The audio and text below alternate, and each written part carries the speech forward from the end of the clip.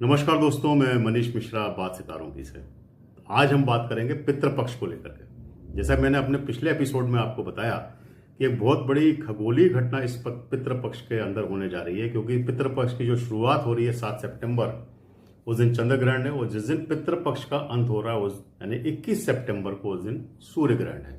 तो अपने आप में बहुत बड़ा एक, जिसे हमने बोलना चाहिए कि ये भी एक घटना है।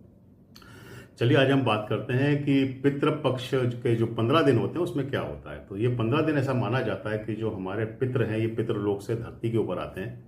और अगर कोई भी पुरखे या पितृ हमारे जो अगर आते हैं तो सबसे पहले वो अपने प्रियजनों के घर जाते हैं और जाकर के देखते हैं कि उनके प्रियजन उनको याद कर रहे हैं कि नहीं कर रहे हैं, उनके नाम से तर्पण कर रहे हैं कि नहीं कर रहे हैं, उनको पिंडदान कर रहे हैं कि नहीं दे रहे हैं, उनकी पसंदीदा चीजें हैं वो खा रहे हैं, बना रहे हैं, उनको याद कर रहे हैं कि नहीं कर रहे हैं। अगर आप ऐसा करते हैं तो हमारे जो पितृ हैं बड़े खुश होते हैं, आशीर्वाद देते हैं और इस तरीके से आशीर्वाद देकर के जाते हैं कि हमारे जो वंशज हैं जो कि आज जीवित हैं वो इस धरती पर जब तक हैं तब तक खुशी से रहें, हर्षोल्लास से रहें और उनको लाइफ के अंदर हर तरीके की प्रोग्रेस जो है मिलती रहे। अगर हम अपने पितरों को याद नहीं करते हैं, तर्पण नहीं करते हैं, उनका पिंडदान नहीं करते हैं या उनको किसी तरीके जो हमको ऑनर देना चाहिए वो हम नहीं देते हैं तो वो दुखी होते हैं। वो श्राप नहीं देते हैं, कोई पितर श्राप नहीं देगा, लेकिन वो दुखी होगा। अगर वो दुखी होगा, उनकी आत्माएं अगर अतृप्त रहेंगी तो एक बात आप मान के चलिए, आपके घर के अंदर जो एक हारमोनी है वो नहीं रहेगी, आप दुखी रहेंगे, आपके घर के अंदर कलेश बना रहेगा, आपके घर के जो भी काम है उसके अंदर रुकावटें आती रहेंगी। इसलिए हम बोलते हैं कि अगर किसी की राशि के अंदर पितृदोष लगा हुआ है तो उसको पितरों का तर्पण भी करना चाहिए और पिंडदान करना चाहिए, पितृदोष की शांति कराना चाहिए।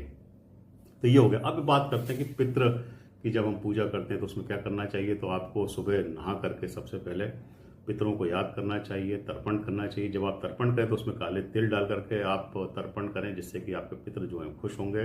पितरों की फोटो के सामने इस समय उनको निकाल के रखना चाहिए और उसके सामने एक पानी का ग्लास आप रोज रखें। उनके पसंदीदा आप खाने बनाएं। अगर आपने पिंडदान नहीं किया है तो आप पिंडदान कर सकते हैं, करें। और जब पितृपक्ष जब भी उनकी तिथि आती है तो उस समय घर में ब्राह्मणों को बुला करके उनका पूरी तरीके से जो होता है पिंडदान होना चाहिए वो करें और ब्राह्मणों को भोजन भी कराएं।